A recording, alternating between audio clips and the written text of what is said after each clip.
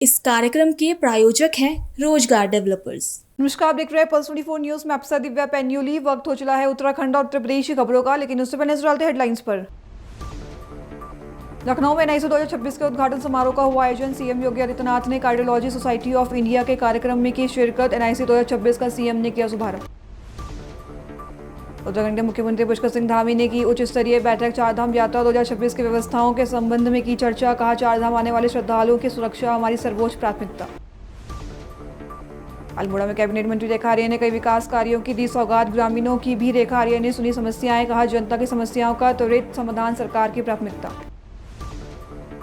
हापुड़ में smart meter के खिलाफ भारतीय किसान यूनियन संघर्ष राजनैतिक ने खोला मोर्चा। विरोध प्रदर्शन कर जताया अपना आक्रोश। कहा, जबरन स्मार्ट मीटर लगाने पर सड़कों पर उतरकर करेंगे विरोध प्रदर्शन। तुम दोनों की मेहनत बहुत रंग लाई है बेटा, घर बहुत सुंदर बना है। ये मेरे पापा का घर। पता है, देख तेरे पापा की नेम प्लेट अपने हाथों से लगाऊंगा। नेम प्लेट तो लग चुकी पापा।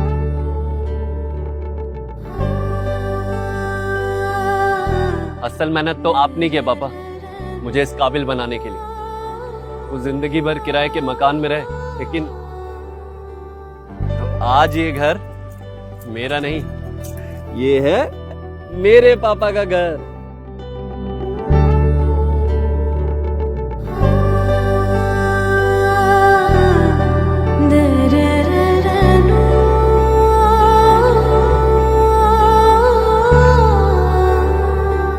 उड़ान सपनों की, आंगन खुशियों का और साथ सकर्णी का।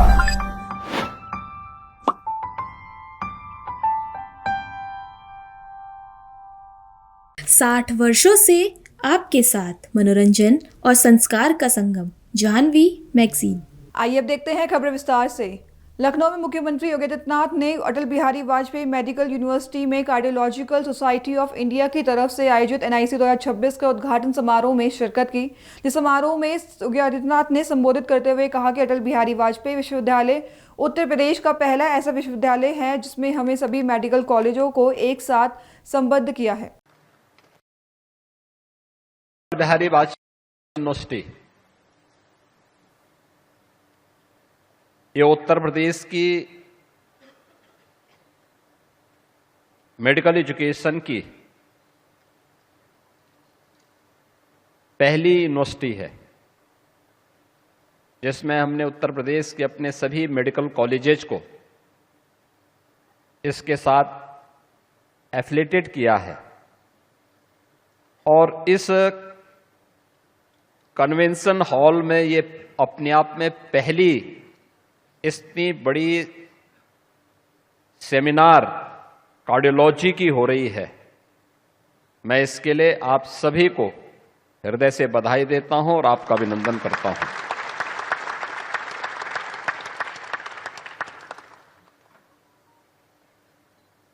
आप सभी ने एक लंबी यात्रा तय करने के बाद उत्तर प्रदेश को इस कॉन्फ्रेंस के लिए चयन किया और उसमें भी उत्तर प्रदेश की राजधानी लखनऊ में यह आयोजन हो रहा है। क्योंकि जब यहां की लोकल कमेटी मुझसे मिली थी तो मैं ये मानता था कि आप किसी होटल में कार्यक्रम कर रहे होंगे, SGPCI में या KGMU में ये कॉन्फ्रेंस हो रही होगी।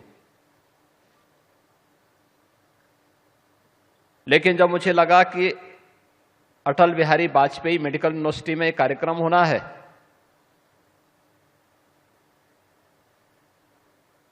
तो मैं इस बारे में था कि इतनी बड़ी संख्या में देश भर से और दुनिया से भी कार्डियोलॉजिस्ट पहुंचेंगे तो क्या ये संभव हो पाएगा। क्योंकि विश्वविद्यालय का एक्ट भी मैंने पारित कराया, इसके निर्माण के कार्यक्रम भी मैंने तैयार किए थे, लेकिन विश्वविद्यालय में मैं पहली बार यहां आया हूं।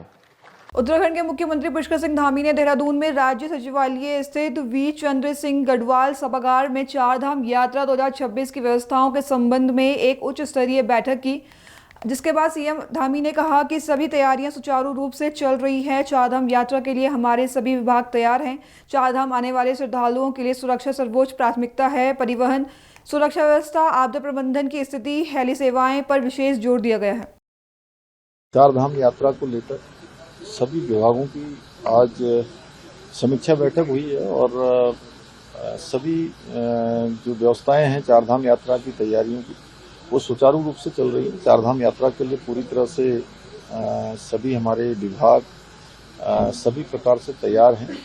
चारधाम आने वाले यात्रियों की सुरक्षा सर्वोच्च प्राथमिकता है। उनकी यात्रा अच्छी हो, सरल हो, किसी प्रकार की परेशानी न हो, उसको लेकर सड़कों से लेकर पेयजल है, परिवहन है, सुरक्षा व्यवस्थाएं हैं, आपदा प्रबंधन की स्थिति है, सभी पर विशेष रूप से जोर दिया गया है। हेली सेवाएं हैं, साइबर से होने वाले कई प्रकार के जो चुनौतियां हैं उन सभी से निपटने के लिए सभी पर बात हुई है। और साथ में जो यात्रियों के लिए जो एक संख्या का जो निर्धारण था उसको भी अभी फिलहाल समाप्त करने का निर्णय लिया है कि कोई बाध्यता अभी संख्या की नहीं रहेगी और संख्या वाला मानक अभी हम लोगों ने उसमें से उसको अभी कम किया है। सर, विकास कार्यों पे आपने सख्ती बढ़ती थी, पहले जितने भी विकास कार्य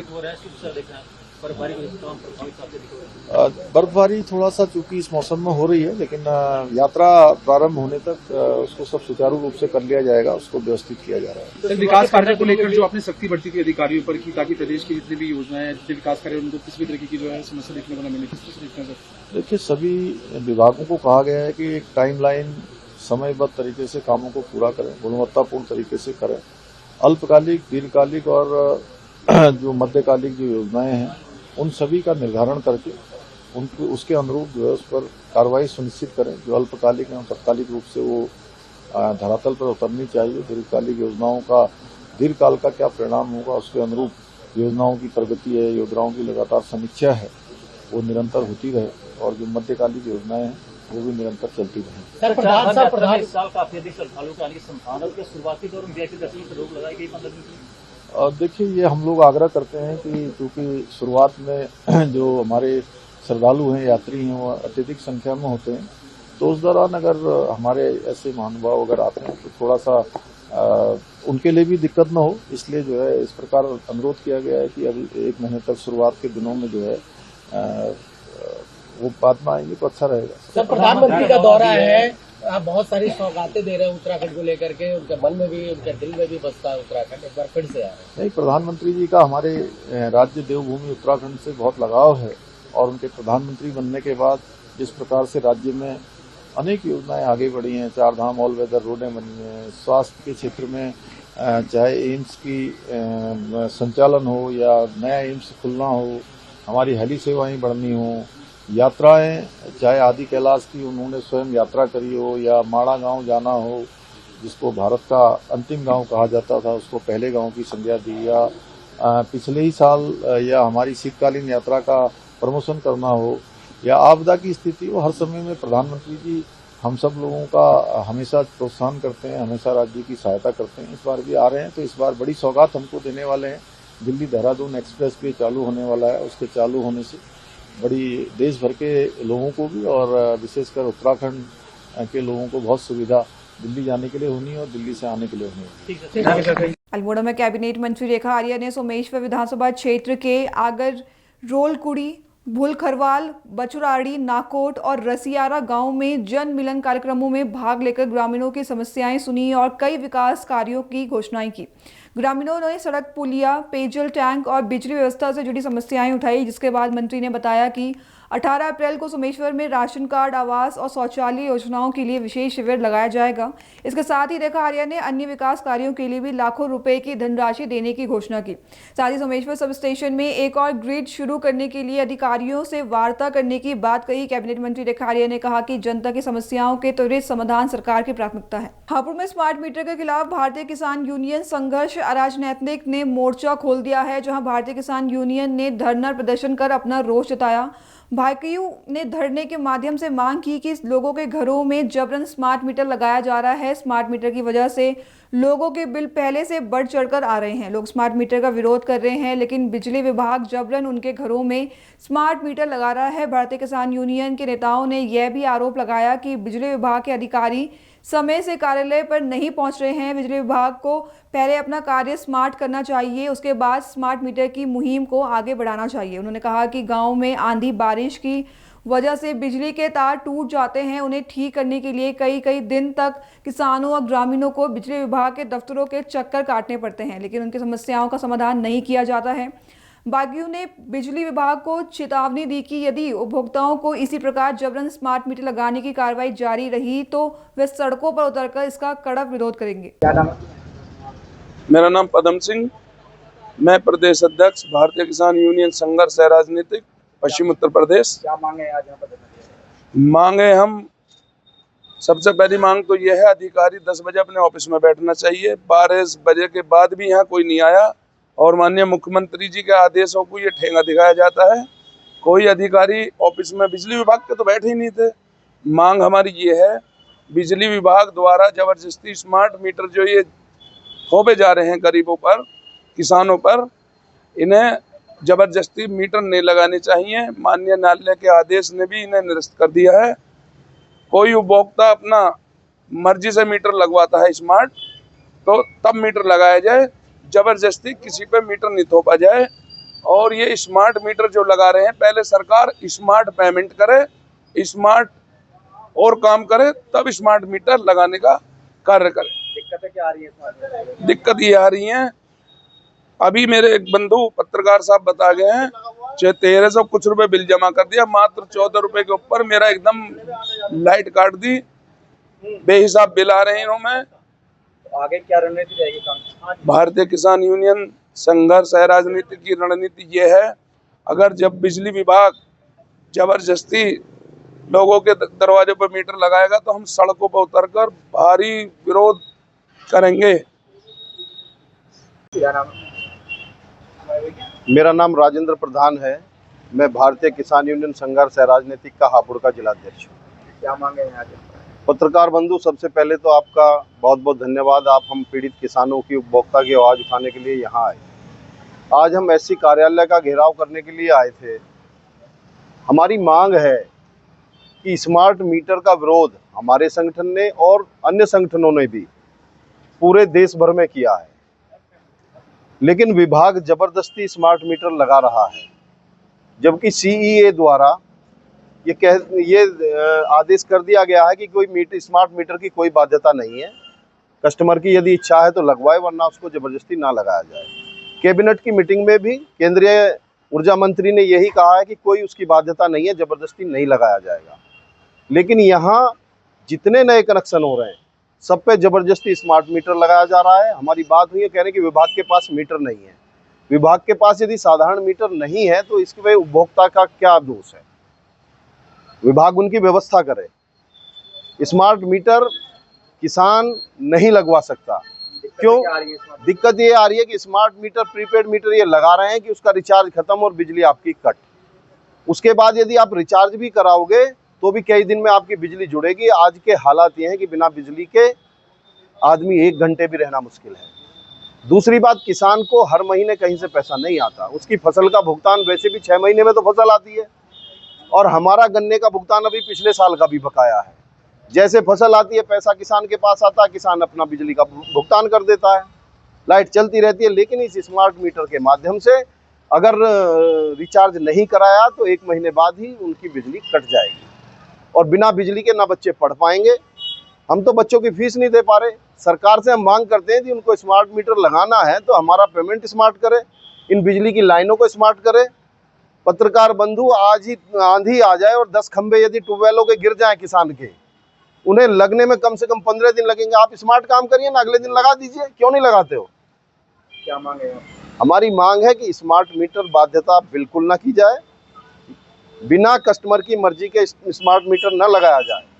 दूसरी बात, साधारण मीटर विभाग उपलब्ध कराए, ये नए कनेक्शन उपभोक्ताओं को नहीं दे रहे हैं। यदि इनके पास मीटर नहीं है तो ये इनकी कमी है, उपभोक्ताओं को कनेक्शन नहीं दिए जाने चाहिए। मीटर ये उपलब्ध कराएं जब इनके पास हो, तब तक डायरेक्ट दीजिए आप।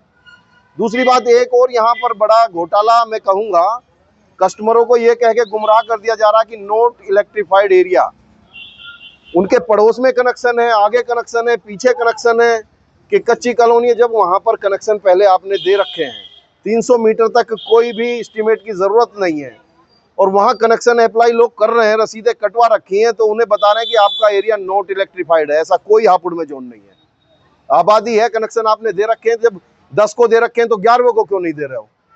तो ये सब चीज़ों को लेकर हम एससी साहब से मिलने आए थे, अपना ज्ञापन देने आए थे। एससी साहब यहाँ उपलब्ध नहीं है। एक्सचेंज साहब को हमने ज्ञापन दे दिया है, अपनी मांगों से अवगत करा दिया है। उन्होंने कहा है कि आपकी मांगे जायज़ हैं, इन सभी पर कार्रवाई होगी और उपभोक्ताओं को कनेक्शन भी मिलेंगे।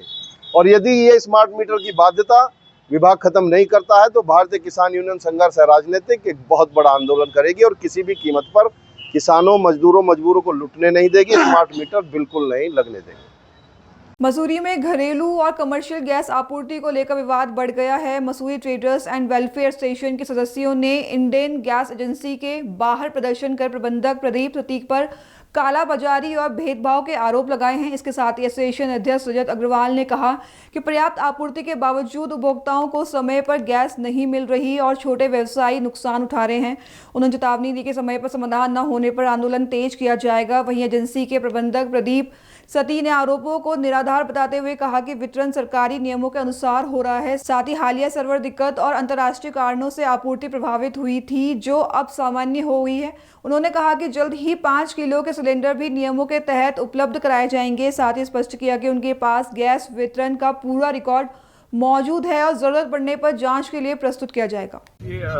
आज गढ़वाल मंडल विकास निगम द्वारा संचालित मसूरी गैस इंडियन सर्विस और इनके प्रबंधक सती के खिलाफ हमारी संस्था द्वारा, हमारे द्वारा एक सकारात्मक आंदोलन के अंतर्गत एक आज धरना प्रदर्शन किया गया। सकारात्मक आंदोलन इसलिए कि जब मसूरी में कोई गलत कार्रवाई होगी, कोई गलत बात होगी, तो उसको उठाने के लिए सकारात्मक रूप से आंदोलन किया जाएगा। तो सरकार के खिलाफ नहीं होगा, जो उस व्यवस्था के खिलाफ होगा। और आज उस व्यवस्था के खिलाफ इंडियन कंपनी के खिलाफ सती के प्रबंधक सती के खिलाफ हमारे द्वारा धरना प्रदर्शन किया गया है, धरना 1.2, और आगे धरना जारी रहेगा। मुख्य तौर पर आज मसूरी के समस्त उपभोक्ता जो है वो परेशान है, वो जगह दर दर भटक रहे हैं, उनकी केवाईसी नहीं की जा रही है।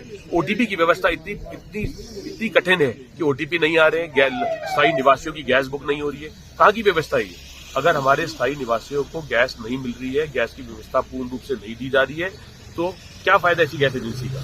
साथ में आजकल शादी का माहौल है, शादियों का जो साया है, इसमें हमारे भाइयों की, बहनों की, उनके बच्चों की, मेरे छोटे भाई बहनों की, मेरे साथियों की जो शादी हुई है, उनके लिए गैस की व्यवस्था नहीं जा रही है। जब वो गैस लेने जाते हैं तो उनको धमकाया जाता है, भगाया जाता है।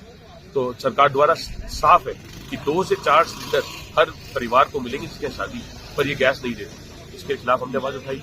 शादी एक ऐसा वक्त होता है जो एक जिंदगी में, परिवार में बहुत कम अवसर में आता है, तो उसके लिए आवाज उठाते हुए हमने कहा है साफ शब्दों में सरकार के स्वरूप गैस दी जाए। और एक बहुत बड़ा कालाबाजारी का जो माहौल है वो ये है कि हमारे छोटे व्यापारी, हमारे ढाबा संचालक है, रेस्टोरेंट संचालक है, हमारे चाय की दुकान है, हमारे मोमो की दुकान है, मैगी की दुकान है, अंडों की दुकान है, साथ में हमारे हलवाई की दुकान है, बेकरी की दुकान है, इन सब के पास बड़े व्यावसायिक सिलेंडर हैं।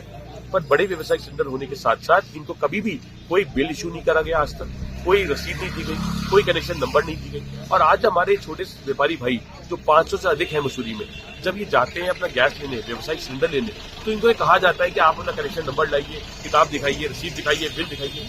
कहाँ का कानून है? जब आज तक आपने पिछले 2 दशक में बिल नहीं दिए, रसीद नहीं दी, तो आज एक परेशान करने के लिए, शोषण करने के लिए, उत्पीड़न करने के लिए व्यापारियों का ही कर रहे हैं। और ये उत्पीड़न, ये शोषण हम बर्दाश्त नहीं करेंगे, हम आवाज उठाते रहेंगे।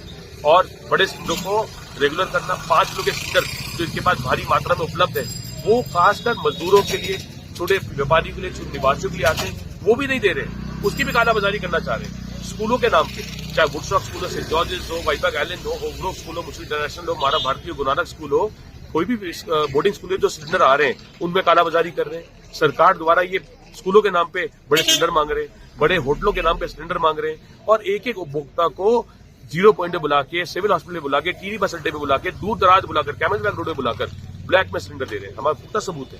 और प्रबंधक सभी सुधर जाए, वरना या तो अपना पद छोड़ दे। और ये साफ है, अगर वो कहते हैं ना सबको सिलेंडर दे दिया, मैं तो खुश हूँ। हम तो चाहते ही है हर व्यापारी को सप्ताह में एक बड़ा सिलेंडर मिले, तरीके से सिलेंडर का वितरण हो। जिसपे कनेक्शन आपने आज तक नहीं दिया पर आपकी गाड़ी वालों ने सिलेंडर दिया, अगर गाड़ी वालों ने आप सिलेंडर मना करा तो हम गाड़ियों को रोकेंगे।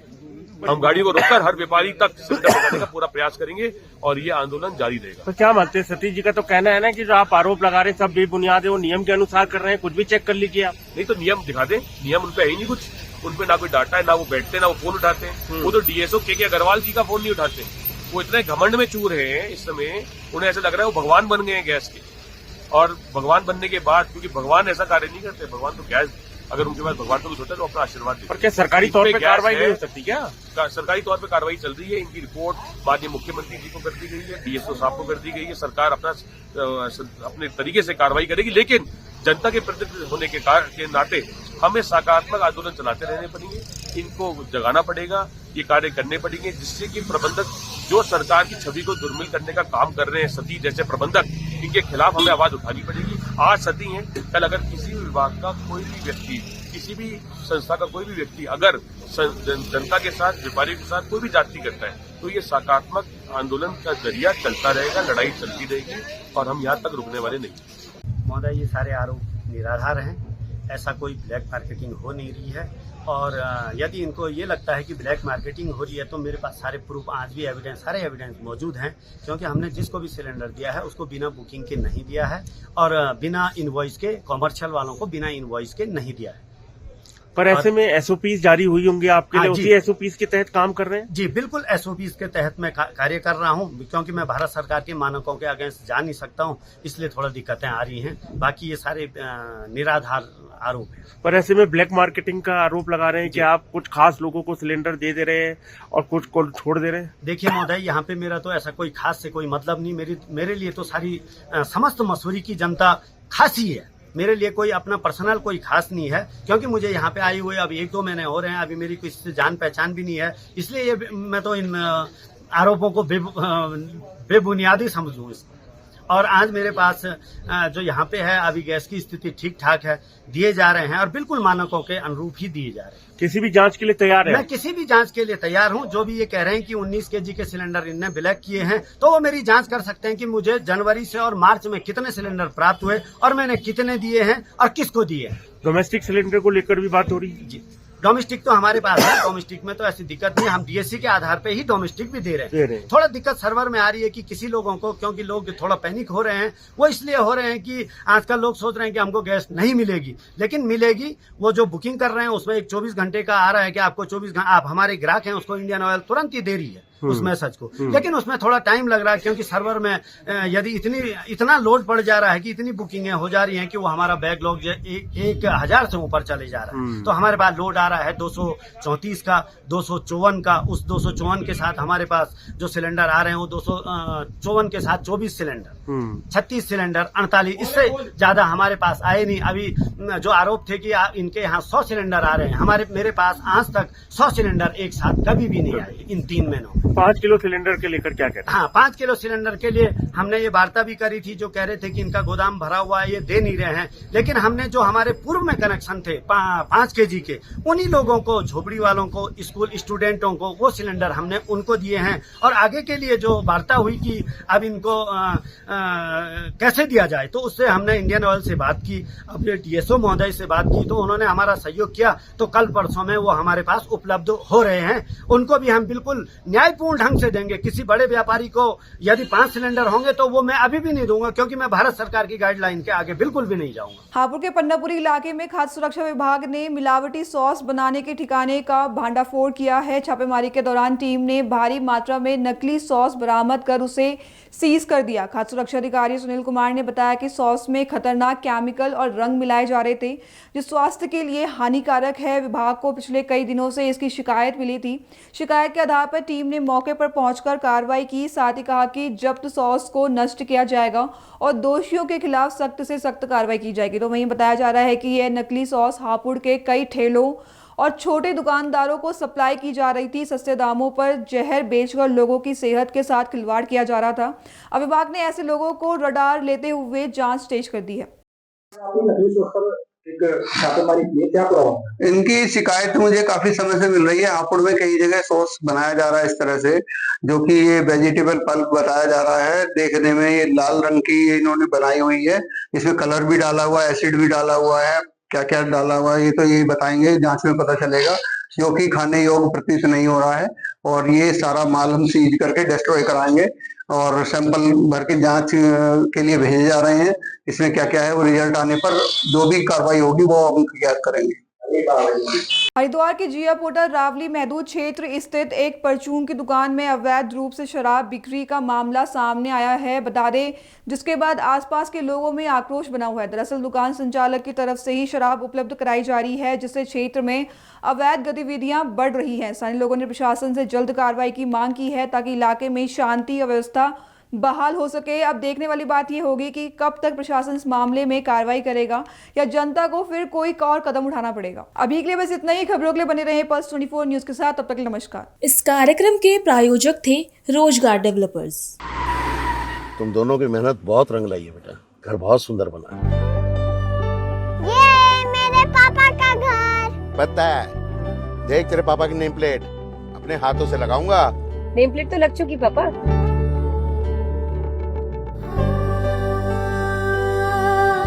असल मेहनत तो आपने की है पापा, मुझे इस काबिल बनाने के लिए। वो जिंदगी भर किराए के मकान में रहे, लेकिन आज ये घर मेरा नहीं, ये है मेरे पापा का घर।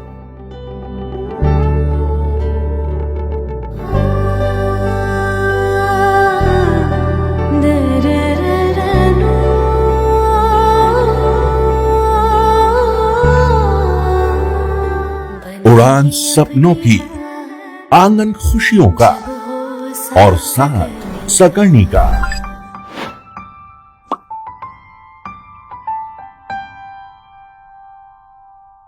60 वर्षों से आपके साथ मनोरंजन और संस्कार का संगम, जाह्नवी मैगजीन।